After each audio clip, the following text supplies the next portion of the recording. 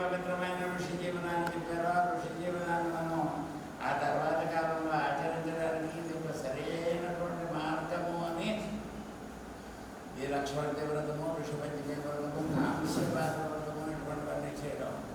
అన్నీ చేసిన తర్వాత విశిష్టత కలిగినటువంటి మరొకటి ఏంటి అంటే వీళ్ళన్నింటికన్నా కూడా చాలా విశిష్టత కలిగినటువంటిది ఇది ఏంటి ఈ షష్యంగ పూర్తి అంటే చాలామంది అన్నీ ఒక 60 కలసలు పెడతారండి, లేదంటే 280 పెడతారండి, ఒక 1020 పెట్టే వాళ్ళు ఉన్నారు. ఏంటి అని అది కాదు.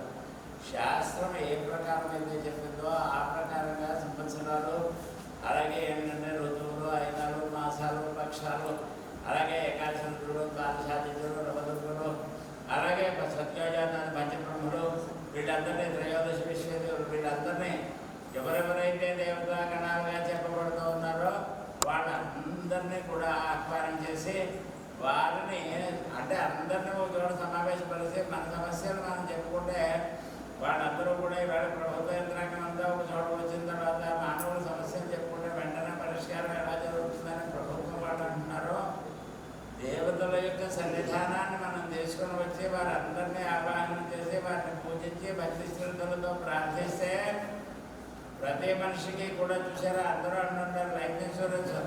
మనం పోతే మన పిల్లలకు వచ్చేటువంటి ఇన్సూరెన్స్ ఒకటైతే ఈవేళ అన్నింటికన్నా ముఖ్యంగా అందరూ చేసుకునేటువంటి ఇన్సూరెన్స్ ఏంటంటే హెల్త్ ఇన్సూరెన్స్. ఆ హెల్త్ ఇన్సూరెన్స్ అనేటువంటిది ఏంటి అని మనం బతికి ఉండేటప్పుడు వచ్చేటువంటి అంటే ఏంటంటే పోయిన తర్వాత మన పిల్లలకి ఆస్తులు వస్తాయో పోతాయో తెలియదు అని మనం చూడలేం. కానీ మనం ఉన్నప్పుడు వచ్చేటువంటి డాక్టర్లు, బిల్లులు, వాళ్ళు వచ్చేటువంటి మందులు, వీటి ఖర్చులు అనేటువంటి వచ్చేటువంటి వ్యవస్థ మనం ఎలాగైతే ఏర్పాటు చేసుకుంటున్నామో అటువంటి రోగాలు రాకుండా పరిపూర్ణమైనటువంటి ఆరోగ్యంగా ఉండేలాగా, మన మనస్సు మంచిగా ఉండేలాగా, లోకం అంతా సుభిక్షంగా సుఖశాంతంతో ఉండేలాగా ఈ ఉన్నటువంటి వాళ్ళందరూ కూడా మంచి విషయాల్ని ఈ విని అలాగే వాళ్ళు ఆచరించి అందరూ సన్మార్గంలో నడిచేలాగా ఉండేటువంటిది మహత్తరమైనటువంటిది ఈ క్రతువు. ఈ క్రతువుని 5 రోజులుగా కొనసాగిస్తూ ఉన్నాం. అయితే అన్నీ తెలుసున్న వాళ్ళు కాబట్టి వాళ్ళ కోసం ఏం చెప్పక్కర్లేదు. కానీ వాళ్ళ కోసం వచ్చిన వాళ్ళు అందరికీ చిన్న మనం ఏంటంటే ఇక్కడ అంటే చాలామందిని చూసాము ఏదో పూజ చేస్తున్నప్పుడు ఏదో చదివేస్తున్నా లేకపోతే ఏదో మాట్లాడుతున్నాం. పుణ్యస్య ఫలమిచ్చింది పుణ్యం నేర్చింది చెందవ ఫలం పాపస్య నేర్చింది భాగం పుట్టింది చెందినంత అని చెప్తారు. ఊళ్ళోకి వెళ్ళేవాడు మేము చాలా పూజలు చేసాం కానీ భగవంతుడు అనుగ్రహంగా. ఎందుకనంటే పుణ్యం కోసం మనం అక్కడికి వస్తాం. వాళ్ళు ఏదో ఉన్నారు, వాళ్ళు ఎలాగంటే వాళ్ళ పిల్లలు ఎలా ఉన్నారు, వీళ్ళు ఎలా ఉన్నారు, మీ ఇంట్లో ఏమనుకున్నారు, మీరు ఏం చేశారు, ఇవే ఈ లోకాభిమానమే తప్ప భగవన్నామ సంకీర్తనం కానీ పుణ్యపరమైనటువంటిది ఏదైతే వస్తుందో అది మనం ఆచరించడం కుదరదు. ఇక్కడ అలా కాకుండా ఈ వచ్చిన వాళ్ళందరూ కూడా ఆధ్యాత్మిక దృక్పథం ఉన్నటువంటి వాళ్ళు, పెద్దవాళ్ళు, వీళ్ళందరూ కూడా మంచి మనస్సుతో వాళ్ళు చేసుకునేవాడు పరిపూర్తిగా ఆయురారోగ్యాలతో సుఖంగా ఉండాలి. వాళ్ళ పిల్లలు, వాళ్ళ సంతతి, వాళ్ళ కుటుంబం, ఉద్యోగాలు మంచి మనస్సంకల్పం కలిగినటువంటి వాళ్ళు పుణ్యకార్యం ఎంతో పరిపూర్ణమైనటువంటి శ్రద్ధ ఉండి వాళ్ళకి ఏ రకమైనటువంటి ఆటంకము కలిగించకుండా పూజా కార్యక్రమాలు నిరంతరం జరిగేలాగా చేసినటువంటి ఇలాంటి జనాన్ని కానీ ఇలా చేసుకునేటువంటి దంపతులు కానీ ఈ మధ్యకాలంలో మనం చూడలేదు. మా గురుగారు వాళ్ళు ఉండేటప్పుడు వాళ్ళ యొక్క భయంతో భక్తితో వాళ్ళందరూ వేరే వాళ్ళు చూసేవాళ్ళు. అలాంటి కార్యక్రమాలు మళ్ళీ చూస్తామనుకుంటే వాళ్ళు జరుగుతూ ఉన్నటువంటిది అటువంటిది. ఎందుకంటే ఏ విధమైనటువంటి ఆలోచన లేకుండా కేవలం భగవంతుడికి ప్రాధాన్యత ఇచ్చి ఆధ్యాత్మిక కార్యక్రమాన్ని బాగా పరిపూర్తిగా యక్షాస్త్ర విధిమత్సృత్యావర్తనే కామకారత నా ససిద్ధిమవాప్నోదన సుధర్ణ పరాంగతి అని చెప్పి గీతలో చెప్తారు భగవంతుడు. ఏంటంటే శాస్త్ర విధిని అనుసరించగా ఇష్టానుసారంగా ప్రవర్తించేటువంటి వాళ్ళు ఇహలో సుఖంగానే పరంలో మోక్షంగానే పొందరు అని.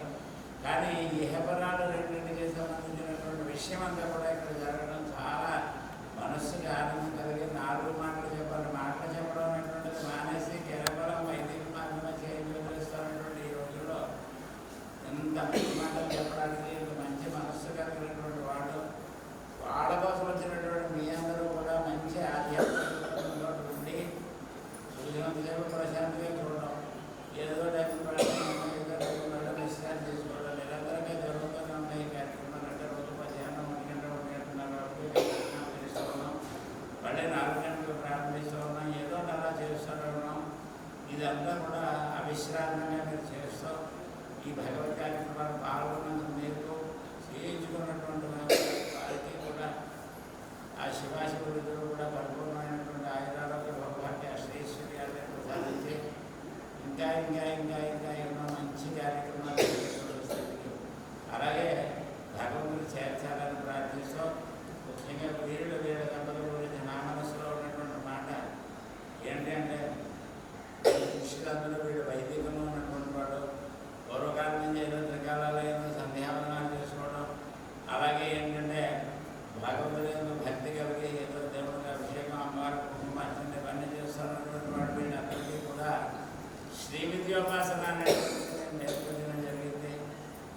ఏకకాలంలో ఒక 9 మందికి తక్కువ కాకుండా శ్రీచక్ర నవాలను పూర్తి చేయాలి అని అనుకుంటే నా షష్ఠోటికి నా శిష్యులు అందరూ కలిసి 12 మంది చేయడం జరిగింది.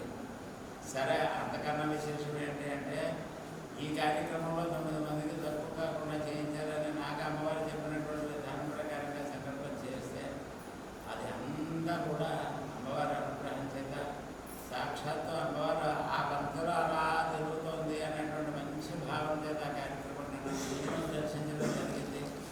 వారికి ఏం కలిగిందో నాకు తెలియదు, కానీ అమ్మవారు సాక్షాత్తు స్వయంగా అంటే మిగతా వాళ్ళ ఎందు ఉండడం భావం వాళ్ళ శిష్యులని ఉన్నారన్న భావం పరస్పరం జరుగుతుంది. దేవాన్ భావయితావేవ దేదేవా భావయితవ పరస్పరం భావయంత శ్రేయపరమవాప్స్యథ అని దేవతలు ఇంద్రుడు గొప్పవాడు, చంద్రుడు గొప్పవాడు అని మనం అనుకుంటుంటే మన సుబ్రహ్మణ్య శాస్త్రి గారు చాలా గొప్పవాడు, ఆయన సుబ్రహ్మణ్య శాస్త్రి ఇంకా గొప్పవాడు, లేదు వాళ్ళకన్నా సురేశ్వర్ ఇంకా గొప్పవాడు, అలాగే సూర్యరామ శర్మ, భార్గవ శర్మ వీళ్ళు చాలా ఉత్తములు ఇలాగని అనుకుంటూ ఉంటే ఏ రకమైనటువంటి మంచి భావనలు ఉందో అటువంటి దాంట్లో మన శిష్యులు అందరిలోకి చెప్తాను. నాకు మొట్టమొదటి శిష్యుడు ఒక ఆయన ఉన్నాడు. ఆయన ఇంజనీరింగ్ చేసి ఆయన రిటైర్ అయ్యాడు. ఆయన 9 సంవత్సరాలు అద్భుతమైనటువంటి దీక్షతో అమ్మవారి యొక్క ఆత్మసాక్షాత్కారం కలిగే విధంగా రావాలను చేశారు అని అంతకన్నా అంటే ఆయన నేను ఒక 2-3 సంవత్సరాల పాటు నేను ఎంతో తరపి చేస్తే ఆ స్థాయికి వచ్చి ఆయన చేసుకోవడం జరిగింది.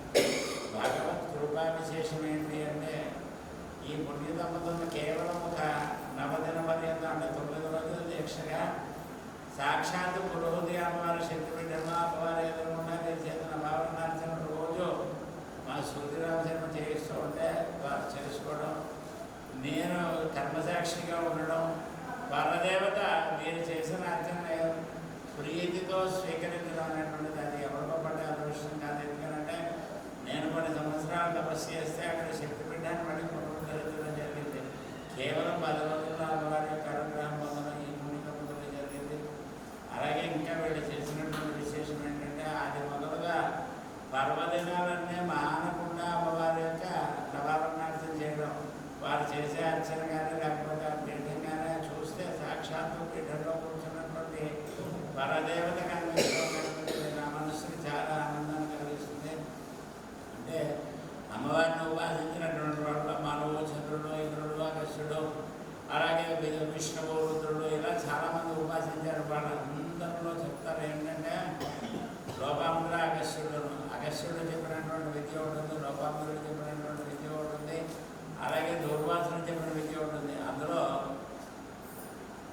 మార్తాండ మండలాభాసాంచతుర్బాహుంద్రలోచన భాషాంకుశవరాధేర్ధారయంతి శివాం భజే అంటే అది లోపాముద్ర విద్య అని లోపాముద్రాంబ అని కేవలం హాది విద్యా పంచదశాక్షరీ స్వరూపంలో అమ్మవారిని ఉపాసించినటువంటి లోపాముద్రాదేవి సాక్షాత్తు అమ్మవారి యొక్క స్వరూపాన్ని భాషాంశాలు, చతుర్భుజాలు, అభయప్రదహస్తాలతో ఉన్నటువంటి దేవిని ధ్యానిస్తూ లోపాముద్రామంత్రాన్ని మనం చెప్పడం జరుగుతుంది. అంటే పంచదశాక్షరి హాది విద్యా స్వరూపిణిగా అమ్మవారు ఎలాగైతే కనిపిస్తుందో అటువంటి విశేషం వీళ్ళ ఎన్నో నాకు కలిగింది. ఎందుకంటే చూసారా లలితా సహస్రనామం నుంచి చెప్తారు, హయగ్రీవుడు నాగేశ్వరుడు ప్రార్థించడం ఆయనకు లలిత రహస్య సహస్రనామం అని.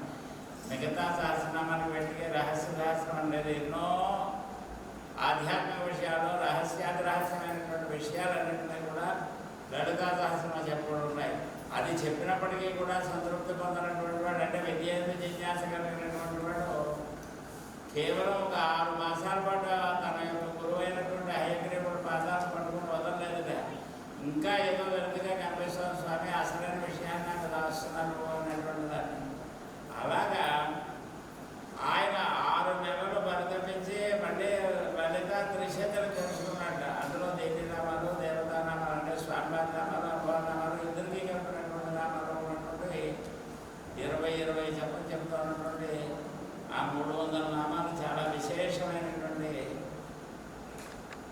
మహిమాన్వితమైనటువంటి విషయము అని చెప్పి ద్విశతి వ్యాఖ్యానంలో శంకరాచార్యులు వారు చెప్తారు.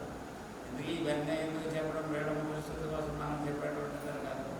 అది ఏంటంటే అగస్త్యుడు రూపంలో ఏ రకమైనటువంటి భక్తిని కలిగి ఉన్నారో వాళ్ళు చూశారో లేక కానీ వీళ్ళలో ఆ భక్తి ఆ పద్ధతి వ్యవస్థ అనేది చూసి సాక్షాత్తు అమ్మవారు అనేటువంటి భావన చేత మరి చెప్పడం, విద్యా రహస్యాలు అన్నింటినీ కూడా ఆ జన్మాంతర సంస్కారములు ఆవిడకి తెలిసినటువంటి ఆయన ద్వారా మళ్ళీ నన్ను అడిగిస్తున్నాం. ఆవిడ ఏదైతే చెప్పారో అవే విషయాలు నేను చెప్పినటువంటి మళ్ళీ ఆయన ఒకసారి మననం చేసుకోవడం, ఇవన్నీ కూడా ఒక లీలగా అనిపిస్తుంటుంది. ఎందుకంటే నేను సాధన చేస్తాం జరిగినటువంటి 30 సంవత్సరాల వైద్యులు ఈ శ్రీ విద్యలో అనుభవాన్ని వ్యవస్థగా చేస్తే అంతకన్నా అమ్మవారికి బాగా ఆత్మీయంగా దగ్గరైనటువంటి వాడు మహాపాదుగా స్వరూపమైనటువంటి మా గురుదేవులు సుబ్రహ్మణ్య శాస్త్రి గారి నా సోదరుడు, అలాగే నాకు దీక్ష ఇచ్చినటువంటి గురువు ఈయన చెప్పడం, ఆయన ఉద్దేశం ఏంటంటే ఆ పరంపరను అలాగే నిరంతరం కొనసాగించడం కోసం ఆయన సజీవులై ఉండి కేవలం ఎవరినైనా విద్యన కావాలి